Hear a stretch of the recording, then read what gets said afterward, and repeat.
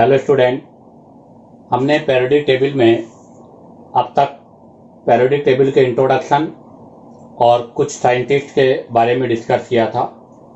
आज हम यहाँ से पीरियोडिक टेबल में प्रॉपर्टीज के बारे में स्टडी करेंगे।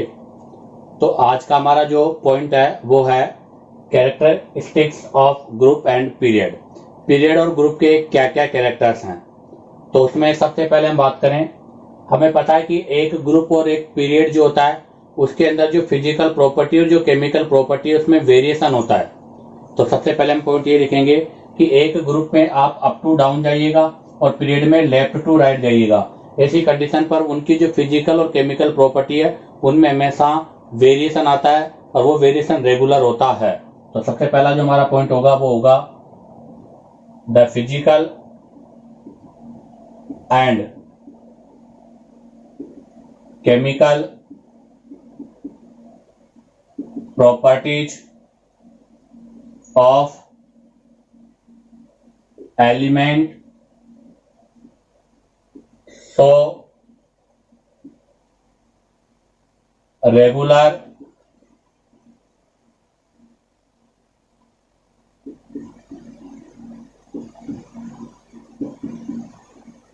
variation in ग्रुप और पीरियड्स। तो ध्यान दें, किसी भी एलिमेंट की जो फिजिकल और केमिकल प्रॉपर्टी है उसमें हमेशा रेगुलर वेरिएशन मिलेगा, चाहे आप ग्रुप में जाइएगा चाहे आप पीरियड में जाइएगा। अब इसका रीजन क्या है, हमें यही पता करना है कि इसका रीजन क्या होता है। तो यहां से हम एक पॉइंट के बारे में डिस्कस करेंगे, पीरियोडिसिटी। सबसे पहला पॉइंट आता है पीरियोडिसिटी। तो किसको बोलते हैं पीरियोडिसिटी? तो ये जो वेरिएशन आ रहा है, अर्थात एक ग्रुप और एक पीरियड के अंदर फिजिकल और केमिकल प्रॉपर्टी में जो वेरिएशन होता है, इस वेरिएशन को हम पीरियोडिसिटी कहते हैं। तो क्या होगा इसकी डेफिनेशन? तो इसकी डेफिनेशन होगा regular variations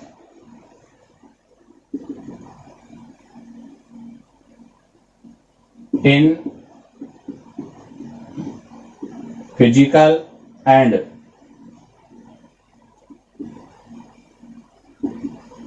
chemical properties from top to bottom। Top to bottom का मतलब in groups and from left to right in periods. तो ध्यान दें, पीरियडिसिटी का मतलब क्या है? तो सिंपल सी बात है, अभी मैंने कहा था अगर हम ग्रुप में फ्रॉम टॉप टू बॉटम, अगर हम टॉप टू बॉटम जाते हैं तो फिजिकल केमिकल प्रॉपर्टी में वेरिएशन आता है रेगुलर। अगर हम पीरियड में लेफ्ट टू राइट जाते हैं तो भी फिजिकल केमिकल प्रॉपर्टी में वेरिएशन आता है, और यही वेरिएशन क्या कहलाता है? पीरियोडिसिटी कहलाता है। अब इस वेरिएशन का रीजन क्या है, तो उसके लिए देखिएगा क्या वेरिएशन है। तो सबसे पहले हम बात करेंगे इन ए ग्रुप। एक ग्रुप में अगर हम बात करें तो एक ग्रुप के वैलेंसी सेल में इलेक्ट्रॉन सेम होता है, बट यहाँ पर नंबर ऑफ सेल क्या होता जाता है? इंक्रीज होता जाता है। तो ध्यान दें, ग्रुप के अंदर कंटिन्यू वैलेंसी सेल में इलेक्ट्रॉन सेम है, बट इनका जो एन की वैल्यू है अर्थात जो प्रिंसिपल क्वांटम नंबर है वो हमेशा चेंज होता है।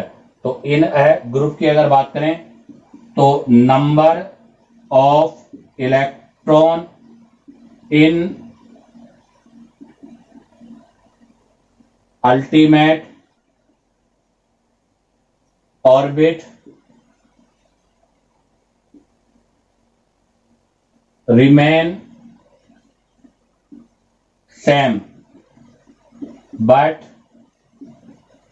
the value of n principal quantum number increase।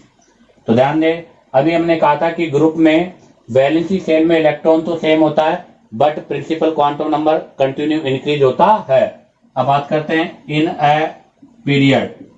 अगर हम पीरियड में बात करें तो पीरियड में प्रिंसिपल क्वांटम नंबर अर्थात n की वैल्यू तो सेम होती है but number of electron in valency shell में रेगुलर डिफरेंस होता है, अर्थात रेगुलर इंक्रीज होता है। जैसे फर्स्ट ग्रुप में 1, फिर 2, फिर 3, फिर 4 इस तरह से इंक्रीज होगा। तो ध्यान दे, ग्रुप के अंदर इलेक्ट्रॉन सेम है बट n की वैल्यू चेंज होगी, पीरियड में n की वैल्यू सेम होगी बट इलेक्ट्रॉन क्या होगा, डिफरेंट होगा। तो देखिएगा, in a period ultimate orbit remain same, अर्थात n की वैल्यू सेम होगी but number of electron gradually increase. तो ध्यान दें, पीरियडिसिटी का मतलब क्या है, ग्रुप में और पीरियड में फिजिकल केमिकल प्रॉपर्टी के अंदर रेगुलर ग्रेजुएशन होना, ये क्या कहलाएगा, पीरियडिसिटी। और पीरियडिसिटी ग्रुप में, तो ग्रुप में क्या होगा, प्रिंसिपल क्वांटम नंबर इंक्रीज होगा बट आउटर मोस्ट शेल में इलेक्ट्रॉन सेम होगा बट ग्रुप में। और पीरियड में आउटर मोस्ट शेल में इलेक्ट्रॉन इंक्रीज होगा बट उसका ऑर्बिटल जो है, अर्थात जो प्रिंसिपल क्वांटम नंबर है वो सेम होगा। अब हम इसका कोज पढ़ेंगे कि पीरियडिसिटी का कारण क्या है, तब तक आप इसका यहां से शॉर्ट स्क्रीन ले लीजिएगा। तो देखिएगा, अब हम पढ़ेंगे कोजेज ऑफ पीरियडिसिटी, कि पीरियडिसिटी का रीजन क्या है। तो अभी हमने कहा था कि यहाँ पर आउटर मोस्ट शेल जो इलेक्ट्रॉनिक कॉन्फ़िगरेशन है उसमें रेगुलर इंक्रीजिंग होता है, अर्थात वहां पर जो चेंज होता है वो रेगुलर या एक रेगुलर इंटरवल में होता है। तो उसके लिए फर्स्ट रीजन हम लिखेंगे, रीजन है due to same outermost electronic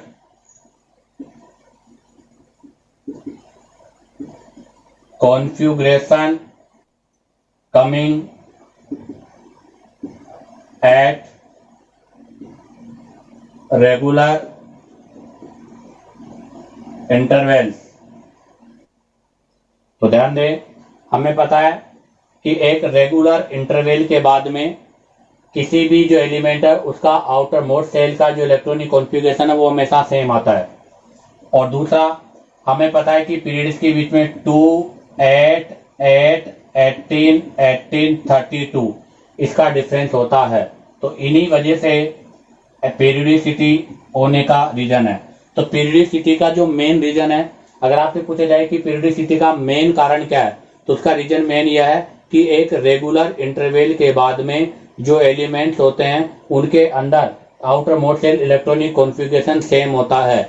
जिस तरह से न्यूलैंड ने अपना ऑक्टेट रूल दिया कि फर्स्ट और एट्थ एलिमेंट की प्रॉपर्टी सेम है, वैसे ही पेरियोडिक टेबल में एक रेगुलर इंटरवल के बाद इलेक्ट्रॉनिक कॉन्फ़िगरेशन हमेशा, अर्थात आउटर मोस्ट शेल में पाए जाने वाले इलेक्ट्रॉन जो है वो फिक्स होते हैं, और यही रीजन है पेरियोडिसिटी का। अब हम बात करेंगे यहाँ से फिजिकल प्रॉपर्टी के बारे में। फिजिकल प्रॉपर्टीज, अब हमें पता है कि फिजिकल प्रॉपर्टीज 2 टाइप की होगी। एक फिजिकल प्रॉपर्टी होगी एटॉमिक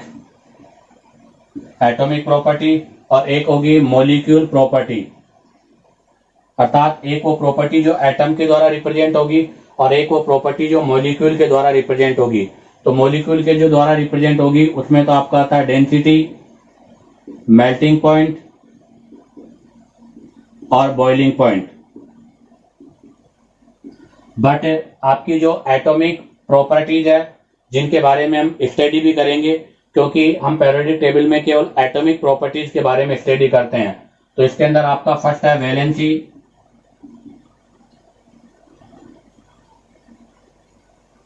सेकंड है एटॉमिक रेडियस या एटॉमिक साइज, थर्ड है इलेक्ट्रोनेगेटिविटी,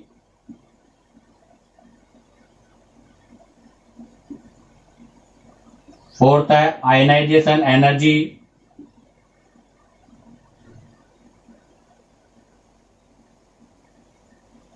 और फिफ्थ है इलेक्ट्रॉन गेन एंथैल्पी।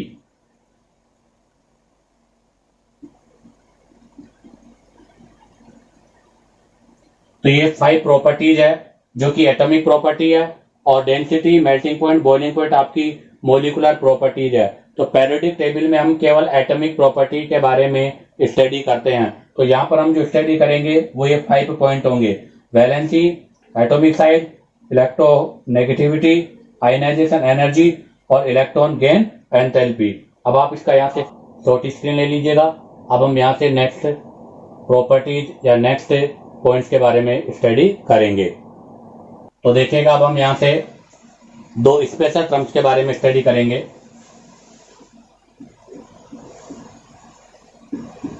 एक तो है स्कर्निंग इफेक्ट, इसको रिप्रेजेंट करते हैं सिग्मा से, और सेकंड है इफेक्टिव न्यूक्लियर चार्ज, जिसे हम जेड इफेक्ट बोलते हैं।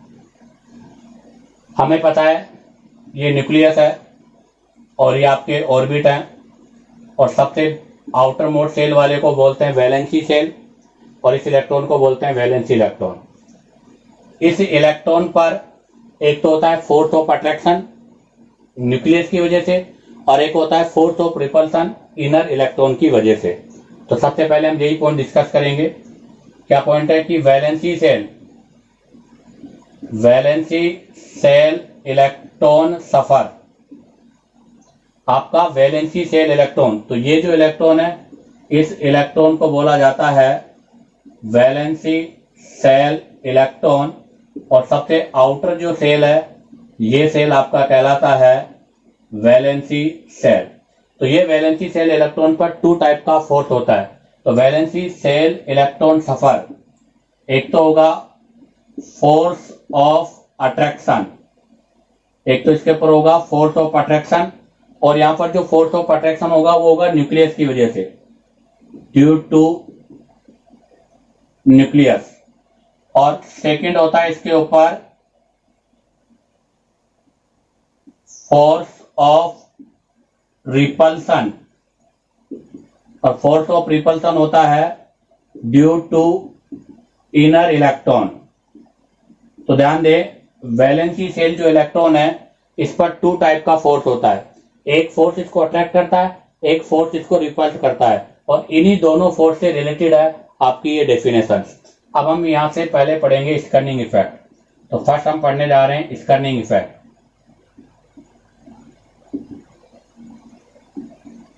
स्कर्निंग effect,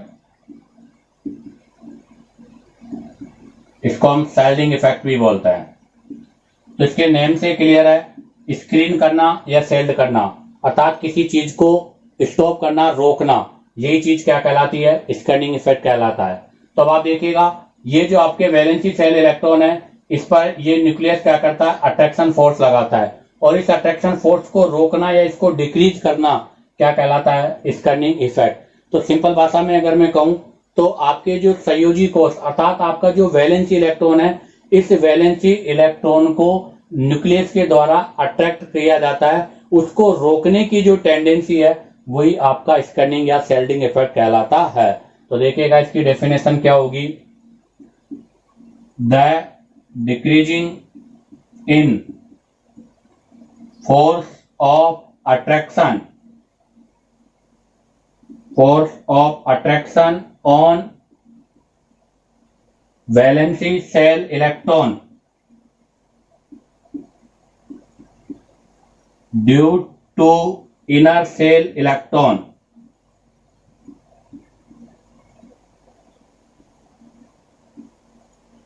is called screening effect. तो ध्यान दे, अभी मैंने कहा था कि आपका जो वैलेंसी सेल है उस पर 2 टाइप का फोर्स है, एक फोर्स ऑफ अट्रैक्शन, एक फोर्स ऑफ रिपल्सन, और ये जो फोर्स ऑफ रिपल्सन है इसे हम क्या करते हैं? स्कर्निंग इफेक्ट। तो ध्यान दें, आपके न्यूक्लियस के द्वारा वैलेंसी सेल के इलेक्ट्रॉन को अट्रैक्ट किया जाता है, उस अट्रैक्ट करने की टेंडेंसी को डिक्रीज करना ही क्या कहलाएगा? स्कर्निंग इफेक्ट। और स्कर्निंग इफेक्ट हमेशा इनर इलेक्ट्रॉन के वाया होता है। नेक्स्ट अगर मैं बात करूं तो इट इज रिप्रेजेंटेड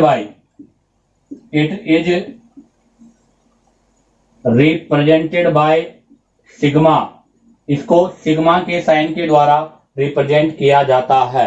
और अगर हम बात करें तो इसको शॉर्ट वे में हम क्या कहेंगे, तो इसको शॉर्ट में बोलेंगे total repulsive force. Total repulsive force is called screening effect. तो ध्यान दें, टोटल जो रिपल्सन फोर्स हो रहा है वो रिपल्सन फोर्स ही क्या कहलाएगा, स्कर्निंग इफेक्ट। जो मैंने भी आपसे कहा था फोर्स ऑफ रिपल्सन ये तो कहलाएगा स्कर्निंग इफेक्ट, और फोर्स ऑफ अट्रैक्शन ये कहलाएगा आपका न्यूक्लियर चार्ज। अब हम बात करेंगे पॉइंट नंबर 2 अर्थात इफेक्टिव न्यूक्लियर चार्ज की। तब तक आप इसका छोटी स्क्रीन ले लीजिएगा। अब हम डिस्कस करेंगे point number 2 effective nuclear charge अर्थात जेड इफेक्ट। तो देखो अभी हमने कहा था कि शेल्डिंग इफेक्ट क्या है। तो शेल्डिंग इफेक्ट यह है कि अंदर के इलेक्ट्रॉन के द्वारा आपके जो वैलेंसी इलेक्ट्रॉन है उस पर न्यूक्लियस के जो फोर्स ऑफ अट्रैक्शन है उसको रोकना या उसको कम करना आपका शेल्डिंग इफेक्ट कहलाता है। अब बात आती है इफेक्टिव न्यूक्लियर चार्ज। अभी हमने कहा था कि ये न्यूक्लियस है और आपका ये वैलेंसी सेल इलेक्ट्रॉन है।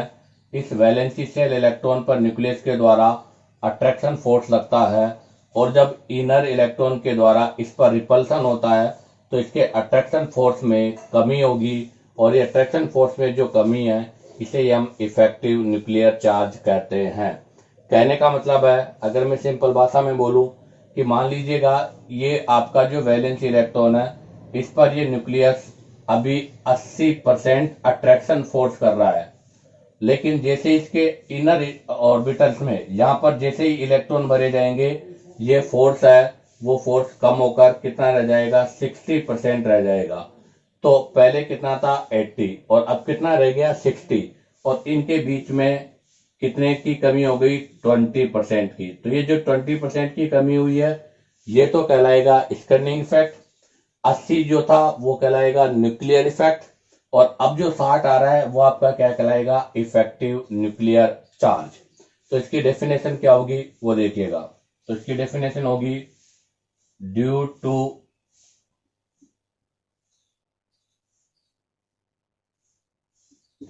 स्कर्निंग effect, due to screening effect valency shell electron experience due to scanning effect, अर्थात स्कैनिंग इफेक्ट के कारण आपका जो वैलेंसी सेल है उस पर जो फोर्स होता है वो हमेशा कम होता है। तो valency shell electron experience less force of attraction, less force of attraction exert by nucleus, अर्थात न्यूक्लियस के द्वारा जो फोर्स ऑफ अट्रैक्शन होता है वो कम होना, किसकी वजह से, स्कैनिंग इफेक्ट की वजह से कम होना, उसे हम इफेक्टिव न्यूक्लियर चार्ज कहते हैं। तो अगर हम शॉर्ट में बोलें तो ये बोलेंगे कि स्कैनिंग इफेक्ट के कारण अट्रैक्शन ऑफ फोर्स डिक्रीज होगा, और जो अट्रैक्शन ऑफ फोर्स डिक्रीज होगा उसे हम इफेक्टिव न्यूक्लियर चार्ज कहेंगे। नेक्स्ट पॉइंट हम इसको क्या बोलेंगे, इसको हम शॉर्ट में से बोलेंगे टोटल। तो देखो हमने स्कैनिंग इफेक्ट में क्या कहा था, टोटल रिपल्सन फोर्स। टोटल जो रिपल्सन फोर्स होता है वो आपका स्कैनिंग इफेक्ट कहलाता है, और टोटल अट्रैक्शन फोर्स जो है, total attraction force, total attraction force experience by valency electron. तो ध्यान दें, वैलेंसी इलेक्ट्रॉन पर टोटल जो अट्रैक्शन फोर्स है उसको हम इफेक्टिव न्यूक्लियर चार्ज कहते हैं। Next, it is represented by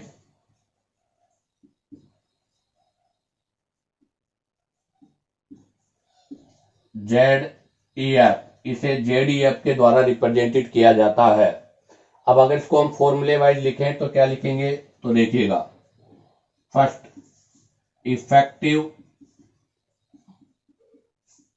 nuclear charge equal to nuclear charge minus scanning effect.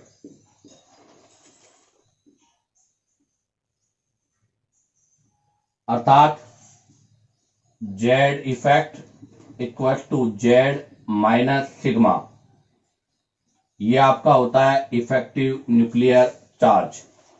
अर्थात हम ऐसे कह सकते हैं कि न्यूक्लियस के द्वारा इस इलेक्ट्रॉन पर एक अट्रैक्शन फोर्स होगा, वो कहलाएगा न्यूक्लियर चार्ज, और इनर के इलेक्ट्रॉन के द्वारा इस इलेक्ट्रॉन पर रिपल्सन फोर्स होगा, उसे कहेंगे स्कैनिंग इफेक्ट। और इन दोनों का जो डिफरेंस है, अर्थात इस स्कैनिंग इफेक्ट की वजह से इस न्यूक्लियर चार्ज में क्या होगी, कमी या ये डिक्रीज होगा, और ये जो डिक्रीज हो रहा है इसे ही हम इफेक्टिव न्यूक्लियर चार्ज कहते हैं। तो इसको शॉर्ट में हम ऐसे भी कह सकते हैं